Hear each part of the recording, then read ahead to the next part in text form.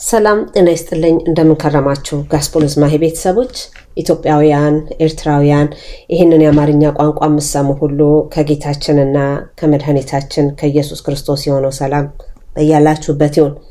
ዛሬ ዕለተ ዓርብን አጠር ባለ ቪዲዮ ተመልሻለሁ። አዲሶች እንኳን ደህና መጣችሁ፣ ነባሮች እንኳን ሰላም ቆያችሁ። ዛሬ የምናየው የመጨረሻውን የመጽሐፍ ቅዱስ ክፍል የዮሐንስ ራእይ የመጀመሪያዎቹን ክፍሎች እናያለን። በቃ ከዮሐንስ ራእይ በኋላ ሌላ የመጽሐፍ ቅዱስ ክፍል የለም። በምናየው ዓለማችን ላይ አሁን እየሆነ ያለው ነገር ሁሉ እዛ ላይ ያሳየናል። ነገር ግን እንድናይ የፈለኩትኝ ከምዕራፍ 1 እስከ 3 ያለው ነው። ስለ ቤተክርስቲያን ኢየሱስ ክርስቶስ ለመልአኩ ነግሮ ለዮሐንስ ራእይ እንዴት እንደተገለጸለትና እንዴት አድርጎ በደንብ በሚገባ መልኩ አስቀምጦታል። ሰፋና ጠለቅ ያለ ነገር ነው። የዮሐንስ ራእይን ዝም ብሎ እንደ ልብ መተርጎም አይቻልም። ግን ከጊዜያቱና ከሁኔታው ጋር አሁን ካለንበት ስናየው ተመሳሳይ ነገር አለውና ኢየሱስ ክርስቶስ ይሄን ያስቀመጠበት ዋና ዓላማው እግዚአብሔር አባት ዋና ዓላማው ይሄን ያስቀመጠበት ሰዎች እንዲነቁ፣ ሰዎች እንዲያውቁ፣ ሰዎች እንዲዘጋጁ ነው። የሚዘጋጁትም ቤተክርስቲያን ማለት እያንዳንዳችንን ቤተክርስቲያን እንዴት ሆና ተዘጋጅታ መቀመጥ እንዳለባት የሚያስረዳ ነው ማለት ነው። ያንን ክፍል እናየዋለን። ምን ወቀሳ ነው እዛ ላይ ያለው፣ ምን መስተካከል አለበት፣ እንዴት ንስሐ መግባት አለበት የሚለውን ሁሉ የምናይበት ነው። ሰባቱን ቤተክርስቲያናት ሲወቅስና ሲያሞግስ ሲገስጽ እናያለን ከ1 እስከ 3 ባለው። ከምዕራፍ 4 ጀምሮ ግን መጽሐፍ ቅዱስ ላይ ስለ ቤተክርስቲያን የለም። ቤተክርስቲያን የት ሄደች? ቤተክርስቲያን ከምዕራፍ 4 በኋላ የት ሄደችና ሌላ ነገር ነው የሚወራው፣ ከቤተክርስቲያን ውጪ የሆነ ነገር ማለት ነው። ቤተክርስቲያን ከዛ በኋላ የለችም ማለት ነው። ቤተክርስቲያን ትወሰዳለች፣ ትነጠቃለች ማለት ነው። ስለዚህ ከ1 እስከ 3 ያለውን እናዳምጠውና እኔ የቱ ጋር ነኝ፣ ለእግዚአብሔር ያለኝ ፍቅር ምንድነው፣ ከእግዚአብሔር ጋር ያለኝስ ግንኙነት ምንድነው የሚለውን እንድናይ እንሆናለን። የተውናቸው ፍቅሮች ካሉ፣ ለእግዚአብሔር የነበረን ጠንካራ ሰራተኛነት ወይንም ጠንካራ አገልጋይነት ተቀይሮ ከሆነ፣ ፍቅራችን ቀንሶ ከሆነ፣ ወይንም ጥፋትን ችላ የምንል ሰዎች ሆነን ከሆነ ያንን ሁሉ የምናይበት ነው። በጣም አድርጎ ነው ለሰባቱን ቤተክርስቲያን እንዲህ ብትሆኑ፣ እንዲህ ብታረግ፣ እንዲህ ብትሆን እንጠግበሃል፣ ፍቅርህን ትተሃል እያለ በጣም አድርጎ ነው የሚወቅሰው። በጣም አድርጎም ነው የሚያመሰግነው። ያመሰግናቸው ቤተክርስቲያኖች አሉ፣ የተወቀሱ ቤተክርስቲያኖች አሉ። ከነዛ መካከል ራሳችንን እናየዋለን። ራሳችን ማለት እያንዳንዳችንን የትኛዋን ቤተክርስቲያን እመስላለሁ ወይንም የምናመልክባት ቤተክርስቲያን የትኛዋን ቤተክርስቲያን ትመስላለች የሚለውንም እናያለን ማለት ነው። ቤተክርስቲያን ህዝብ የሚሰበሰብበት የክርስቲያኖች መሰብሰቢያ ቦታ ሲሆን፣ እንደገና ደግሞ እያንዳንዳችን የመንፈስ ቅዱስ ማደሪያ የሆነን ለአምላካችን ቤተክርስቲያንን ማለት ነው። ስለዚህ እስቲ ቤተክርስቲያንን እንዴት አድርጎ ወቀሳት፣ እንዴት አድርጎ አሞገሳት የሚለውን ከ1 እስከ 3 እናያለን። ምክንያቱም ከ4 በኋላ ቤተክርስቲያን አትኖርም። ቤተክርስቲያን በምድር ላይ አትኖርም። መንፈስ ቅዱስ ሆልድ አድርጎ አሁን ስለያዘው የሚፈጠረው ነገር ሁሉ እየተፈጠረ አለች። ነገር ግን መንፈስ ቅዱስ ከዓለም ላይ በተወሰደ ጊዜ በሄደ ጊዜ የሚቀረው የዓለም ችግርና የጨለማው አገዛዝ ሁኔታ ነው ማለት ነው። ስለዚህ ቤተክርስቲያን ባለችበት ሰዓት፣ መንፈስ ቅዱስ ወጥሮ በያዘበት ሰዓት ስለ ኢየሱስ ክርስቶስ መናገር አለብን፣ መመስከር አለብን፣ የሰማነውን ማሰማት አለብን፣ በእውነት ተመርኩዘን መቆም አለብን ማለት ነው። እስቲ ዮሐንስ ራእይ ዛሬ ምን ይላል የሚለውን አብረን እንየው፣ አብረን እናዳምጠው። ቪዲዮ ሊረዝም ይችላል። ነገር ግን ድንገት ይሄ ቪዲዮ የመጨረሻ ሁሉ ሊሆን ይችላል። የምናውቀው ነገር የለም። ስለዚህ እያንዳንዷን ቀን ለእግዚአብሔር ቃል የምንጠቀምበት ይሁን። አብራችሁን ቆዩ፣ አብረን እናዳምጥ። የዮሐንስ ራእይ ምዕራፍ 1 ቶሎ ይሆን ዘንድ የሚገባውን ነገር ለባሪያዎቹ ያሳይ ዘንድ እግዚአብሔር ለኢየሱስ ክርስቶስ የሰጠው በእርሱም የተገለጠው ይህ ነው። ኢየሱስም በመልአኩ ልኮ ለባሪያው ለዮሐንስ አመለከተ። እርሱም ለእግዚአብሔር ቃልና ለኢየሱስ ክርስቶስ ምስክር ላየውም ሁሉ መሰከረ። ዘመኑ ቀርቧልና የሚያነበው የትንቢቱን ቃል የሚሰሙትና በውስጡ የተጻፈውን የሚጠብቁት ብፁዓን ናቸው። ዮሐንስ በእስያ ላሉት ለሰባቱ አብያተ ክርስቲያናት ካለውና ከነበረው ከሚመጣውም በዙፋኑም ፊት ካሉት ከሰባቱ መናፍስት ከታመነው ምስክር ከሙታንም በኩር የምድርም ነገሥታት ገዢ ከሆነ ከኢየሱስ ክርስቶስ ጸጋና ሰላም ለእናንተ ይሁን።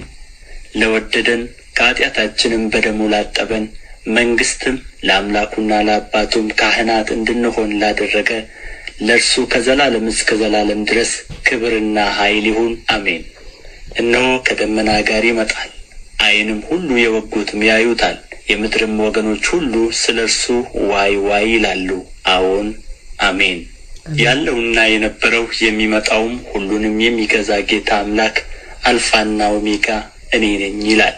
እኔ ወንድማችሁ የሆንሁ ከእናንተም ጋር አብሬ መከራውንና መንግሥቱን የኢየሱስ ክርስቶስንም ትዕግሥት የምካፈል ዮሐንስ ስለ እግዚአብሔር ቃልና ስለ ኢየሱስ ምስክር ፍጥሞ በምትባል ደሴት ነበርሁ። በጌታ ቀን በመንፈስ ነበርሁ። ኋላይም የመለከትን ድምፅ የሚመስል ታላቅ ድምፅ ሰማሁ። እንዲሁም የምታየውን በመጽሐፍ ጽፈህ ወደ ኤፌሶንና ወደ ሰምርኔስ፣ ወደ ጴርጋሞንም፣ ወደ ቲያጢሮንም፣ ወደ ሰርዴስም፣ ወደ ፊልድልፊያም፣ ወደ ሎዶቅያም በእስያ ወዳሉት ወደ 7ቱ አብያተ ክርስቲያናት ላክ አለኝ። የሚናገረኝንም ድምፅ ለመስማት ዘወር አልሁ። ዘወርም ብዬ 7 የወርቅ መቅረዞች አየሁ። በመቅረዞቹም መካከል የሰው ልጅ የሚመስለውን አየሁ። እርሱም እስከ እግሩ ድረስ ልብስ የለበሰው ደረቱንም በወርቅ መታጠቂያ የታጠቀ ነበር። ራሱና የራሱ ጠጕርም እንደ ነጭ የበግ ጠጕር እንደ በረዶም ነጭ ነበሩ። ዓይኖቹም እንደ እሳት ነበልባል ነበሩ። እግሮቹም በእቶን የነጠረ የጋለ ናስ ይመስሉ ነበር። ድምፁም እንደ ብዙ ውኃዎች ድምፅ ነበረ። በቀኝ እጁም 7 ከዋክብት ነበሩት። ከአፉም በሁለት ወገን የተሳለ ስለታም ሰይፍ ወጣ። ፊቱም በኃይል እንደሚበራ እንደ ፀሐይ ነበረ። ባየሁትም ጊዜ እንደ ሞተ ሰው ሆኜ ከእግሩ በታች ወደቅሁ። ቀኝ እጁንም ጫነብኝ፣ እንዲህም አለኝ፣ አትፍራ፣ ፊተኛውና መጨረሻው ሕያውም እኔ ነኝ። ሞቼም ነበርሁ፣ እነሆም ከዘላለም እስከ ዘላለም ድረስ ሕያው ነኝ። የሞትና የሲኦልም መክፈቻ አለኝ። እንግዲህ ያየኸውን አሁንም ያለውን ከዚህም በኋላ ይሆን ዘንድ ያለውን ጻፍ። በቀኝ እጄ ያየሃቸው የ7ቱ ከዋክብትና የ7ቱ የወርቅ መቅረዞች ምስጢር ይህ ነው። 7ቱ ከዋክብት የ7ቱ አብያተ ክርስቲያናት መላእክት ናቸው። 7ቱም መቅረዞች 7ቱ አብያተ ክርስቲያናት ናቸው። አሜን። ለቃሉ የእግዚአብሔር ስም የተመሰገነ ይሁን። ኢየሱስ ክርስቶስን በደንብ አድርጎ ይስለዋል።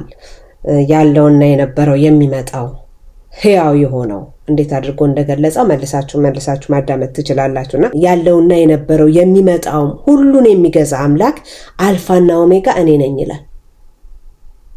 አልፋና ኦሜጋ እኔ ነኝ፣ የመጀመሪያውም የመጨረሻውም እኔ ነኝ ይላል። ራሱ ነው ያለው። እሺ ቤተ ክርስቲያንን እንዴት ወቀሳል? ይሄ በደንብ አድርጎ ኢየሱስ ክርስቶስን ይስልልናል። የታጠቀውን ሲገልጸው፣ የለበሰውን ሲገልጸው፣ የጸጉሩን አይነት ሲገልጸው፣ የአይኑን መብራት ሲገልጸው ኢየሱስ ክርስቶስ ምን ይመስላል የሚለው በአእምሯችን መሳል እንችላለን፣ በስዕል ሳይሆን በደንብ አድርጎ ነው የሚያስቀምጠው። ሁለተኛ ሶስተኛውን እንከታተልና እናዳምጥ። የዮሐንስ ራእይ ምዕራፍ 2። በኤፌሶን ወዳለው ወደ ቤተ ክርስቲያን መልአክ እንዲህ ብለህ ጻፍ። በቀኝ እጁ 7ቱን ከዋክብት የያዘው በ7ቱም የወርቅ መቅረዞች መካከል የሚሄደው እንዲህ ይላል፣ ሥራህንና ድካምህን ትዕግሥትህንም አውቃለሁ። ክፉዎችንም ልትታገስ እንዳትችል እንዲሁም ሳይሆኑ ሐዋርያት ነን የሚሉትን መርምረህ ሐሰተኞች ሆነው እንዳገኘሃቸው አውቃለሁ። ታግሰህማል፣ ስለ ስሜም ብለህ ጸንተህ አልደከምህም። ዳሩ ግን የምነቅፍብህ ነገር አለኝ፣ የቀደመውን ፍቅርህን ትተሃልና። እንግዲህ ከወዴት እንደወደቅህ አስብ፣ ንስሐም ግባ፣ የቀደመውንም ሥራህን አድርግ፣ አለዚያ እመጣብሃለሁ። ንስሐም ባትገባ መቅረዝህን ከስፍራው እወስዳለሁ። ነገር ግን ይህ አለህ፣ እኔ ደግሞ የምጠላውን የኒቆላውያንን ሥራ ጠልተሃልና። መንፈስ ለአብያተ ክርስቲያናት የሚለውን ጆሮ ያለው ይስማ። ድል ለነሣው በእግዚአብሔር ገነት ካለው ከሕይወት ዛፍ እንዲበላ እሰጠዋለሁ። በሰምርኔስም ወዳለው ወደ ቤተ ክርስቲያን መልአክ እንዲህ ብለህ ጻፍ። ሞቶ የነበረው ሕያውም የሆነው ፊተኛውና መጨረሻው እንዲህ ይላል፣ መከራህንና ድህነትህን አውቃለሁ፣ ነገር ግን ባለጠጋ ነህ። የሰይጣንም ማኅበር ናቸው እንጂ አይሁድ ሳይሆኑ አይሁድ ነን የሚሉት የሚሳደቡትን ስድብ አውቃለሁ። ልትቀበለው ያለህን መከራ አትፍራ። እነሆ እንድትፈተኑ ዲያብሎስ ከእናንተ አንዳንዶቻችሁን በወህኒ ሊያገባችሁ አለው። 10 ቀንም መከራ ትቀበላላችሁ። እስከ ሞት ድረስ የታመንህ ሁን፣ የሕይወትንም አክሊል እሰጥሃለሁ። መንፈስ ለአብያተ ክርስቲያናት የሚለውን ጆሮ ያለው ይስማ። ድል የነሣው በሁለተኛው ሞት አይጐዳም። በጴርጋሞንም ወዳለው ወደ ቤተ ክርስቲያን መልአክ እንዲህ ብለህ ጻፍ። በሁለት ወገን የተሳለ ስለታም ሰይፍ ያለው እንዲህ ይላል፣ የሰይጣን ዙፋን ባለበት የምትኖርበትን አውቃለሁ። ስሜንም ትጠብቃለህ። ሰይጣንም በሚኖርበት በአንተ ዘንድ የተገደለው የታመነው ምስክሬ አንቲጳስ በነበረበት ዘመን እንኳ ሃይማኖቴን አልካድህም። ዳሩ ግን ለጣዖት የታረደውን እንዲበሉና እንዲሰስኑ በእስራኤል ልጆች ፊት ማሰናከያ ሊያኖርባቸው ባላቅን ያስተማረ የበለዓምን ትምህርት የሚጠብቁ በዚያ ከአንተ ጋር ስላሉ የምነቅፍብህ ጥቂት ነገር አለኝ። እንዲሁ የኒቆላውያንን ትምህርት እንደነዚህ የሚጠብቁ ሰዎች ከአንተ ጋር ደግሞ አሉ። እንግዲህ ንስሐ ግባ፣ አለዚያ ፈጥኜ እመጣብሃለሁ፣ በአፌም ሰይፍ እዋጋቸዋለሁ። መንፈስ ለአብያተ ክርስቲያናት የሚለውን ጆሮ ያለው ይስማ። ድል ለነሣው ከተሰወረ መና እሰጠዋለሁ፣ ነጭ ድንጋይንም እሰጠዋለሁ። በድንጋዩም ላይ ከተቀበለው በቀር አንድ እንኳ የሚያውቀው የሌለ አዲስ ስም ተጽፏል። በቲያጢሮንም ወዳለሁ ወደ ቤተ ክርስቲያን መልአክ እንዲህ ብለህ ጻፍ። እንደ እሳት ነበልባል የሆኑ ዓይኖች ያሉት በእቶንም የነጠረ የጋለ ናስ የሚመስሉ እግሮች ያሉት የእግዚአብሔር ልጅ እንዲህ ይላል፣ ሥራህንና ፍቅርህን፣ እምነትህንም፣ አገልግሎትህንም፣ ትዕግሥትህንም ከፊተኛውም ሥራ ይልቅ የኋለኛው እንዲበዛ አውቃለሁ። ዳሩ ግን ነቢይ ነኝ የምትለውን ባሪያዎቼንም እንዲሰስኑና ለጣዖት የታረደውን እንዲበሉ የምታስተምረውንና የምታስተውን ያችን ሴት ኤልዛቤልን ስለምትተዋት የምነቅፍብህ ነገር አለኝ። ንስሐም እንድትገባ ጊዜ ሰጠኋት፣ ከዝሙቷም ንስሐ እንድትገባ አልወደደችም።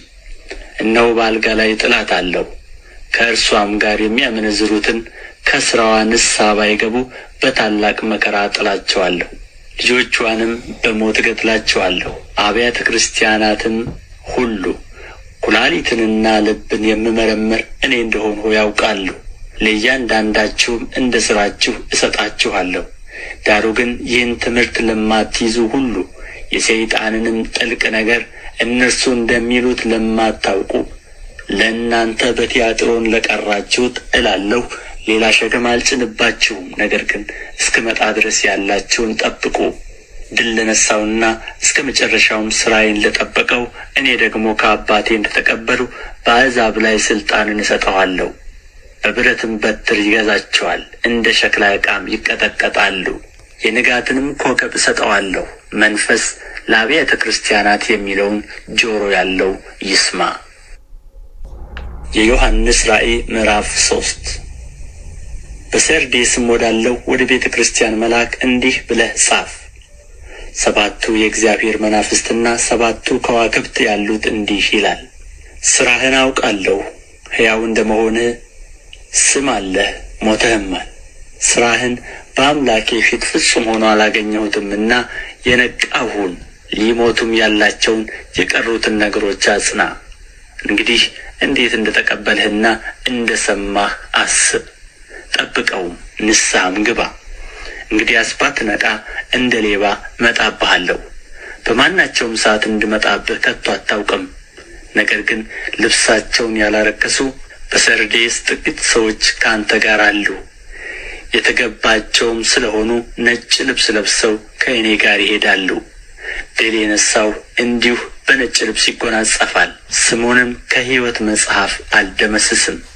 በአባቴና በመላእክቱም ፊት ለስሙ መሰክርለታለሁ። መንፈስ ለአብያተ ክርስቲያናት የሚለውን ጆሮ ያለው ይስማ። በፊላዴልፍያም ወዳለው ወደ ቤተ ክርስቲያን መልአክ እንዲህ ብለህ ጻፍ። የዳዊት መክፈቻ ያለው የሚከፍት የሚዘጋም የሌለ የሚዘጋ የሚከፍትም የሌለ ቅዱስና እውነተኛ የሆነው እርሱ እንዲህ ይላል፣ ሥራህን አውቃለሁ። እነሆ በአንተ ፊት የተከፈተ በር ሰጥቼአለሁ። ማንምም ሊዘጋው አይችልም። ኃይልህ ምንም ትንሽ ቢሆን ቃሌን ጠብቀሃልና ስሜንም አልካድህምና። እነሆ አይሁድ ሳይሆኑ አይሁድ ነን ከሚሉ ነገር ግን ከሚዋሹ ከሰይጣን ማኅበር አንዳንዶችን እሰጥሃለሁ። እነሆ መጥተው በእግሮችህ ፊት ይሰግዱ ዘንድ እኔም እንደወደድሁ ያውቁ ዘንድ አደርጋቸዋለሁ።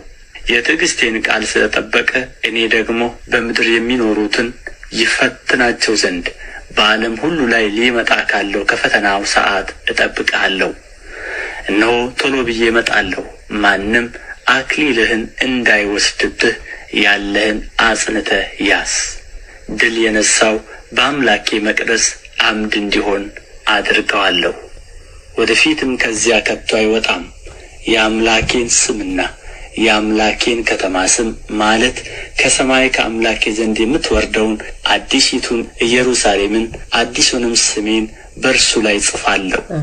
መንፈስ ለአብያተ ክርስቲያናት የሚለውን ጆሮ ያለው ይስማ። በሎዶቅያም ወዳለው ወደ ቤተ ክርስቲያን መልአክ እንዲህ ብለህ ጻፍ። አሜን የሆነው የታመነውና እውነተኛው ምስክር በእግዚአብሔርም ፍጥረት መጀመሪያ የነበረው እንዲህ ይላል። በራድ ወይም ትኩስ እንዳይደለ ሥራህን አውቃለሁ። በራድ ወይም ትኩስ ብትሆንስ መልካም በሆነ ነበር። እንዲሁ ለብ ስላልህ በራድም ወይም ትኩስ ስላልሆን ከአፌ ልተፋህ ነው። ሀብታም ነኝና ባለጠጋ ሆኛለሁ፣ አንድም እንኳ አያስፈልገኝም የምትል ስለሆነ ጐስቋላና ምስኪን ድሃም ዕውርም የተራቆትህም መሆንህን ስለማታውቅ ባለጠጋ እንድትሆን በእሳት የነጠረውን ወርቅ ተጐናጽፈህም የራቁትነትህ ኀፍረት እንዳይገለጥ ነጭ ልብስን እንድታይም ዓይኖችን የምትኳለውን ኩል ከእኔ ትገዛ ዘንድ እመክርሃለሁ። እኔ የምወዳቸውን ሁሉ እገሥጻቸዋለሁ፣ እቀጣቸውም አለሁ። እንግዲህ ቅና፣ ንስሐም ግባ። እነሆ በደጅ ቆሜ አንኳኳለሁ። ማንም ድምፄን ቢሰማ ደጁንም ቢከፍትልኝ ወደ እርሱ እገባለሁ፣ ከእርሱም ጋር እራት እበላለሁ፣ እርሱም ከእኔ ጋር ይበላል። እኔ ደግሞ ድል እንደ ነሣሁ ከአባቴም ጋር በዙፋኑ ላይ እንደ ተቀመጥሁ ድል ለነሣው ከእኔ ጋር በዙፋኔ ላይ ይቀመጥ ዘንድ እሰጠዋለሁ። መንፈስ ለአብያተ ክርስቲያናት የሚለውን ጆሮ ያለው ይስማ። እንግዲህ የቤተ ክርስቲያኖቹን ነገር ከ1 እስከ 3 አይተናል። እስቲ 4ኛውን እናዳምጠው፣ ምክንያቱም ከዚህ የበለጠ ነገር የለም። የዮሐንስ ራእይ ምዕራፍ 4።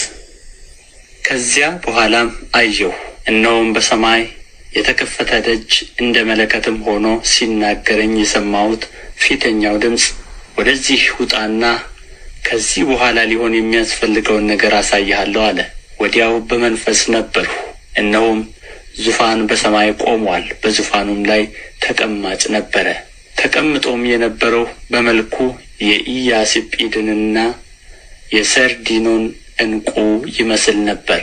በመልኩም መረግድን የመሰለ ቀስተ ደመና በዙፋኑ ዙሪያ ነበረ።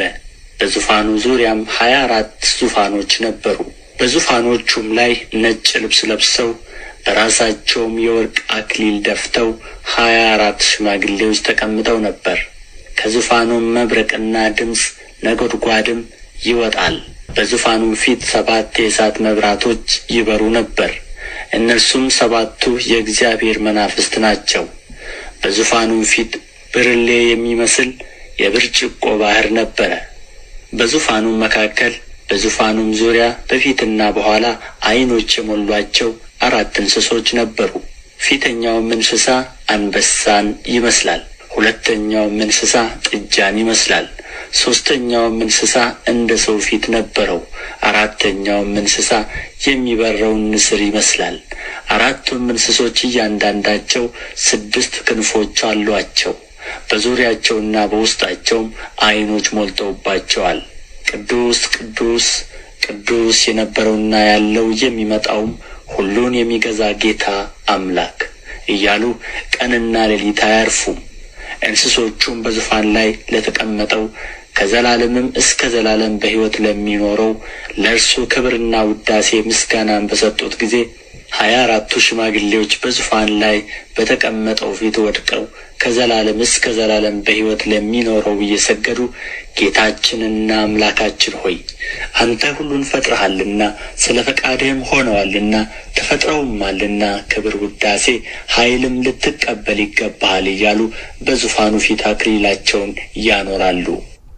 አሜን። ለቃሉ የእግዚአብሔር ስም የተመሰገነ ይሁን። ያየነው ከምዕራፍ 1 እስከ 4 ድረስ ያለው ነው። ከዚህ በኋላ ምንም አይነት የቤተ ክርስቲያን ወሬ የለም። የሚመጣው ቁጣ፣ የሚመጣው ነገር፣ የምንቀበለው ቁጥር፣ ምድር እንዴት በኖህም ዘመን እንኳን ያልሆነ መከራ እንደሚገጥማት ነው የሚናገረውና አስገዳጅ ነገሮች እንደሚመጡ ምዕራፍ 13 ላይ በደንብ አድርጎ ይገልጻል። ምዕራፍ 16፣ 19 እያለ እስከ መጨረሻው ድረስ ከዛ በኋላ የሚሆነውን ነጎድጓድና የከፋ ነገር ያሳየናል። ዮሐንስ ደግሞ ከ1 እስከ 3 ላይ በደንብ አድርጎ ቤተክርስቲያኖችን ሲወቅስ አይተናል። ፍቅር ያለውን፣ ፍቅሩ የጎደለውን፣ ባለበት እንዲጸና የሚፈልገውን፣ የያዙትን ይዘው እንዲቀመጡ፣ የሰይጣንን ጥበብ የማያውቁትን ነገር ግን ያላቸውን የዋህነትና እምነት ይዘው እንዲቀመጡ ብዙ ይመክራል። በዚህ ውስጥ ምንድነው ማህሌት የፈለግሽው ብትሉኝ ቤተክርስቲያን ማለት ሰው ነውና በዚህ ውስጥ ራሳችንን እንድናየው፣ ንቃ፣ ንስሐ ግባ፣ ተዘጋጅ ሲለን እግዚአብሔርን እንዳቃሉ ለመጠበቅ የበረታን እንድንሆን እንደገና በዓለም ላይ ሊያስጨንቅ በመጣ መከራ ላይ ቃሌን ጠብቀሃልና እኔ ደግሞ ከዛ አድንሃለሁ ይላል።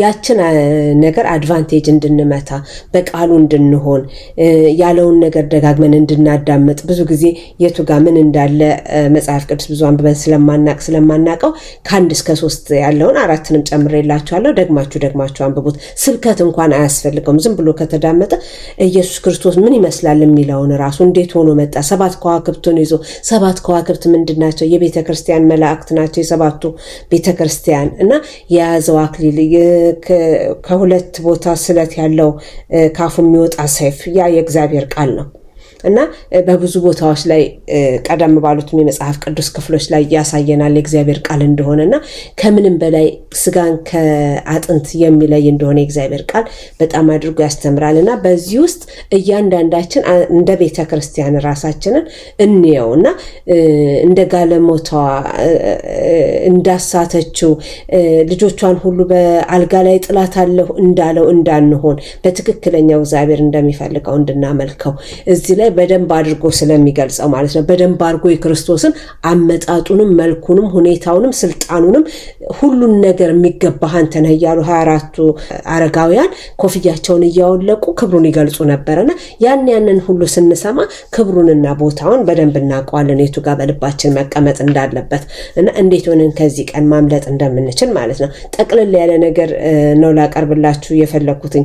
ዋናው መጽሐፍ ቅዱስን እንድታዳምጡልኝ ነው። ከመጀመሪያ እስከ 4ኛው ስታዳምጡት እግዚአብሔር ለራሳችሁ በሚገባችሁ ሁኔታ ይገልጽላችኋልና ይሄንን ቀን በደንብ ለማወቅ የማቴዎስ ወንጌል ምዕራፍ 24ን በደንብ አንብቡት። በዓለማችን አሁን መጣ የሚባለው በሽታ፣ ጦርነቱ፣ መገዳደሉ፣ ጭካኔው፣ ጎርፉ፣ የተለያዩ ቢልዲንጎች ኮላፕስ መሆናቸው፣ ሀገር በሀገር ላይ መነሳቱ፣ ህዝብ በህዝብ ላይ መነሳቱ፣ ይህን በሙሉ ጠቅልሎ አምላካችን አስቀድሞ እንደ አባትነቱ ያስጠነቀቀን ጉዳይ ነውና በዚህ ውስጥና በዚህ ሰዓት እንዴት እናልፋለን፣ እንዴት እንሆናለን የሚለው ነገር በመጽሐፍ ቅዱስ ላይ ተቀምጧል። ሌላው ደግሞ እግዚአብሔር ለዚህ ሰዓት ያዘጋጃቸው፣ ለዚህ ሰዓት ጠብቆ ያቆያቸው፣ በብዙ መከራ ውስጥ ያለፉ፣ በብዙ ሁኔታዎች ውስጥ ያለፉ በጣም ብዙ የተመረጡ የመጨረሻው ዘመን አርበኞች፣ የመጨረሻው ዘመን ተዋጊዎች፣ የመጨረሻው ዘመን የክርስቶስ ጠበቃዎች ራሳቸውን የቻሉ አሉ። እነዛ ሰዎች አሁን የሚወጡበት ሰዓት ነው። በእጃቸው በሰውነታቸው ላይ ራሱ የተለየ ምልክት ያላቸው ለዚህ ጉዳይ እየተሰሩ ማለት ነው። ኢየሱስ ክርስቶስ እጅ ሲያሳየኝ ለእያንዳንዱ ሰው ስጦታ የተለያየ ስጦታ ሰጥቻለሁ ሲል ኢየሱስ ክርስቶስ ላይ ያለ ምልክት እያንዳንዱ የተጠራ እያንዳንዱ የዚህ ሰዓት ዘማች ላይ እጁ ላይ ያለ ማለት ነው። ያ እጅ ምልክት በትክክል እያንዳንዱ ሰው ያለው ነገር ግን የማያውቀው ነገር ነው ማለት ነው። ያ ምድርና ሰማይ ሳይሰራ እግዚአብሔር ምንም ነገር ሳያቆም የተመረጠ ህዝብ ማለት ነው። የተመረጠ ህዝብ ባለፈው እንደነገርኳችሁ እሺ ያለና እምቢ ያለ፣ እግዚአብሔር ሳንፈጠር እሺ እንደምንል ያቀናል። እምቢተኛ መሆናችንስ ያቀናል። ነገር ግን ሳይፈጥረን አልቀረም። ምርጫችን ነው እግዚአብሔርን መምረጥ አለመምረጥ። የምርጫ አምላክ ስለሆነ ፈቃዳችንን የሚነካ አምላክ ስላልሆነና ለዚህ ሰዓት የተመረጡ ምልክት ሁሉ ያላቸው ሰዎች አሉ። ወደፊት በደንብ እየገለጽኩት እሄዳለሁኝ።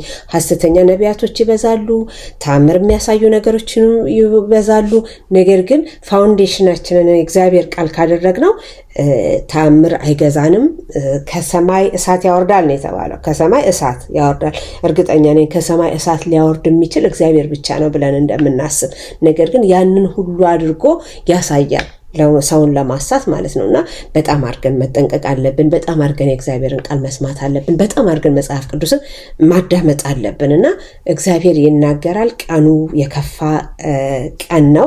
ሰው በጣም የሚጠላው ነገር ቢኖር ስለ ኃጢአት የሚያወራና ስለ መጨረሻው ዘመን የሚያወራ ሰው በጣም ሰው አይወደድም። በጣም ፖፑላር ያልሆነ ነገር ቢሆንም በጣም ሰው የማይወደውም ቢሆን ደፍሮ የሚናገር ሰው ያስፈልጋል። ምክንያቱም ተናገር የተባለ ሰው ዝም ማለት አይችልምና ከራሴ ጀምሮ በንስሐ ሆነን እግዚአብሔርን እንደሚፈልገው እንድንጠብቀው አምላካችን ፈቃዱ ይሁን። እንደገና ዘመኑን እንድንዋጀው እንዴ ማለት ቅድም ጁስ ትጠጪ ነበረ ምናምን እየኖርኩኝ ጁስ እየጠጣው የተለያየ ነገር እያደረኩኝ እግዚአብሔርን ስራ ግን 24/7 አስበዋለሁ ማለት ነው። በዚህ ሰዓት ላይ ምን ማድረግ አለብኝ? ከተጠሩ ሰዎች ኮንኩኝ የኔ ኃላፊነት ምንድነው የሚለውን ማለት ነው። ከሁሉም በላይ ግን በቃሉ ጸንቶ እግዚአብሔርን እንዳዘዘን እንድንጠብቀው የመጀመሪያውም የመጨረሻውም እኔ ነኝ አልፋና ኦሜጋ ያለውን እንድንሰማ አብዝቼ የጋበዝኩኝ ዛሬ ይዤላችሁ የቀረብኩትኝ የዮሐንስ ራእይ ከምዕራፍ 1 እስከ 4 ያለውን ነበረ። አብራችሁኝ ስለቆያችሁ ከልብ እያመሰገንኩኝ ሮብን በኦዲዮ ቅዳሜን ደግሞ በቪዲዮ ተመልሼ እስካያችሁ ድረስ መልካም ዕለተ ዓርብ ይሆንላችሁ። ሰላም ቆዩኝ። ሰላም ያገናኘን።